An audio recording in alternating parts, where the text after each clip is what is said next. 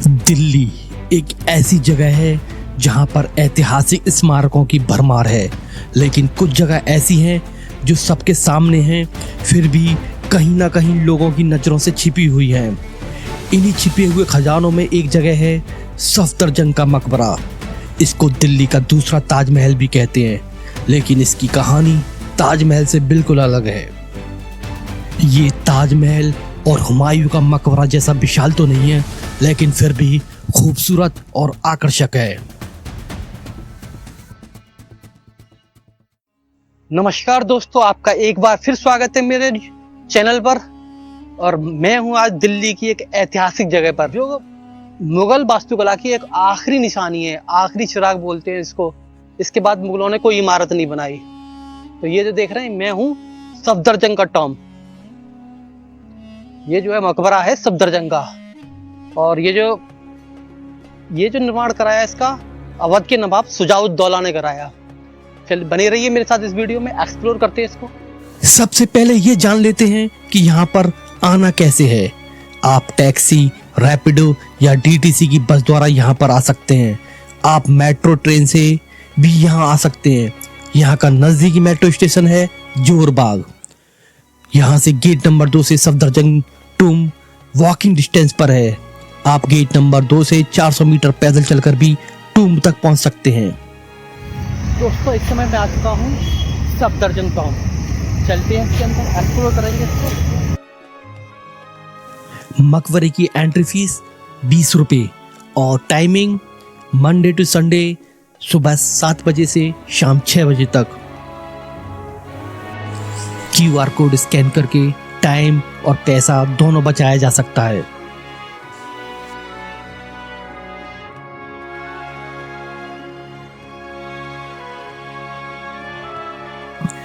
तो चलिए, जब तक हम इस खूबसूरत रास्ते पर आगे बढ़ते हैं, मैं आपको इसकी ऐतिहासिक कहानी बताता हूँ। ये मकबरा सन 1754 में बनवाया गया था। ये मकबरा सफदरजंग का है, जो मुगल बादशाह मोहम्मद शाह के दौर में अवध के नवाब और शक्तिशाली प्रधानमंत्री हुआ करते थे। इसे उनके बेटे शुजाउद्दौला ने अपने पिता की याद में बनवाया था। इसे मुगल वास्तुकला का आखिरी बड़ा नमूना इसलिए कहते हैं क्योंकि इसके बनने के समय तक मुगल सल्तनत का खजाना लगभग खाली हो चुका था। अगर हम इसको गौर से देखें तो पता चलता है कि इसमें हुमायूं के मकबरे की झलक है, लेकिन मटेरियल क्वालिटी में काफ़ी फ़र्क है। यहाँ बलुआ पत्थर और मार्बल का इस्तेमाल हुआ है, लेकिन शायद उतना अच्छा नहीं है जितना पहले की इमारतों में हुआ है। ये खूबसूरत इमारत दूर से लाल रंग का ताजमहल दिखाई देती है।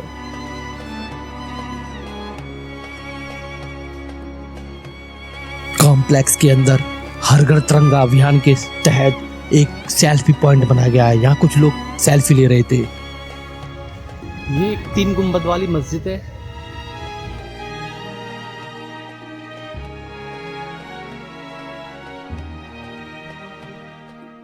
मुख्य मकबरे के सामने एक नहर बनाई गई है, जिसमें फव्वारे लगाए गए थे। फिलहाल तो अभी ये बंद हैं। हो सकता है कि जब कभी कोई गेस्ट या मेहमान आते हों तब चलते हों। मकबरा एक वर्गाकार चबूतरे पर बना है, जिस तक जाने के लिए चारों तरफ सीढ़ियां हैं। क्योंकि ये मकबरा 4 बाग शैली में बना है, तो इसके चारों तरफ बाग हैं। उसी तरह इसमें 4 रास्ते हैं मकबरे तक पहुंचने के लिए। चलिए अब चलते हैं उस जगह पर जहां सफदरजंग की कब्र है। यहाँ आकर एक अलग तरह की शांति महसूस होती है। दीवारों पर की गई ये खूबसूरत नक्काशी और जाली का काम उस जमाने की कारीगरी सच में लाजवाब थी। ऊपर देखिए, ये डबल डोम स्ट्रक्चर जो इमारत को अंदर से ठंडा रखने में मदद करता था।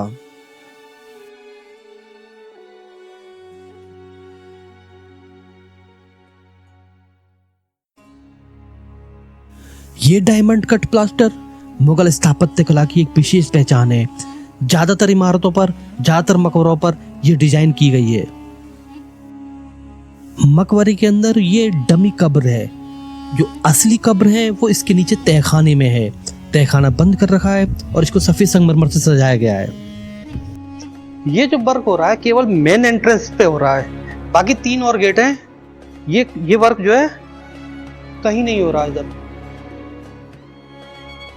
और ये पच्चीकारी की गई है, थोड़ी सी पच्चीकारी की गई है इसमें।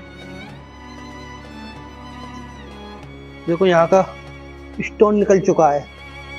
ये बहुत छोटी सी जगह है, यहाँ स्टोन निकल चुका है। एक इस साइड भी है और एक फूल जो है साइड बना हुआ है, इसका भी यहाँ से स्टोन निकल चुका है। ये जो देख रहे हैं ना, ये स्टोन निकल चुका है। वैसे भी इस मकबरे के निर्माण में पैसा कम लगाया गया, क्योंकि उस टाइम मुगल पतन पे थे और उनके पास पैसा नहीं था। इसकी जो क्वालिटी है, मटेरियल की भी क्वालिटी थोड़ी चीप थी। देख रहे हैं मैं कहीं इसका जगह जगह से प्लास्टर झड़ने लगा है। देखिए ये यहाँ से जो है इसका, ये यहाँ से इसका ये झड़ चुका है इसका इधर। ये देख रहे हैं,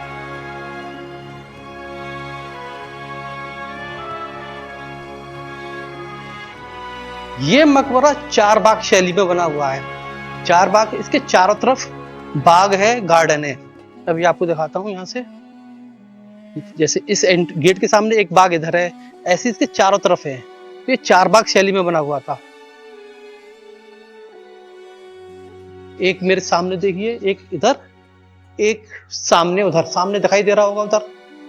ऐसे ही एक इधर और एक इधर। मैं अभी आपको अंदर से दिखाता हूँ। बिल्कुल 4 बाग शैली का। ये अब हम हैं मुख्य मकबरे के अंदर। ये देखिए मुख्य मकबरे के अंदर है। और एक जो मेन एंट्रेंस है, ये जो बिल्डिंग है ये डबल स्टोरी है। बाकी और 3 बिल्डिंग है ये सिंगल स्टोरी है। इधर की भी सिंगल स्टोरी, इधर भी सिंगल स्टोरी और इधर भी सिंगल स्टोरी।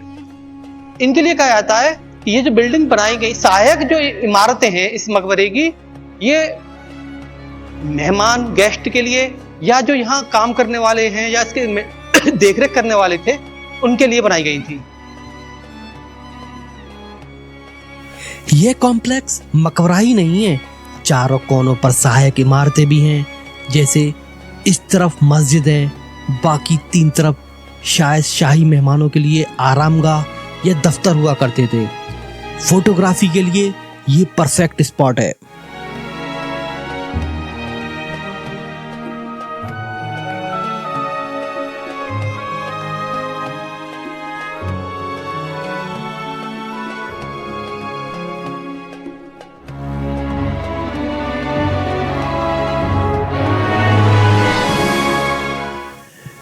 मुख्य मकबरे के राइट साइड एक कुआं है जिसके अंदर आज भी पानी है। संभवतः ये जो है यहाँ पर जो मेहमान हैं और जो भी लोग आते हैं, जो भी दफ्तर के काम होते हैं, उनके लिए ये पानी की सप्लाई के लिए एक सोर्स होगा। ये मस्जिद द्वितीय तल पे बनी हुई है। नीचे रूम्स हैं, कमरे बने हुए हैं और इससे ऊपर ये मस्जिद बनी हुई है। लेकिन इसका लॉक लगा रखा है, एंट्री नहीं हो पा रही।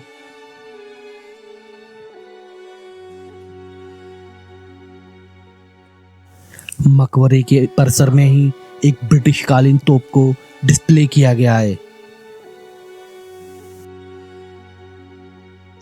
दोस्तों, ये मकबरा हुमायूं का मकबरा या ताजमहल जैसा तो इतना विशाल नहीं है, लेकिन फिर भी एक आकर्षक मकबरा है और यहाँ शांति है। तो ये जो है, अगर आपको ये मेरी वीडियो कैसी लगी, अगर आपको ये मेरी वीडियो पसंद आई है तो प्लीज़ इसको लाइक कीजिए और अपने दोस्तों और फैमिली के साथ शेयर कीजिए। अगर आप मेरे चैनल पर नए हैं तो मेरे चैनल को सब्सक्राइब कीजिए। और हाँ, कमेंट करके मुझे बताइए कि ये इमारत कैसी है, ये मकबरा कैसा है, आपको कैसा लगा।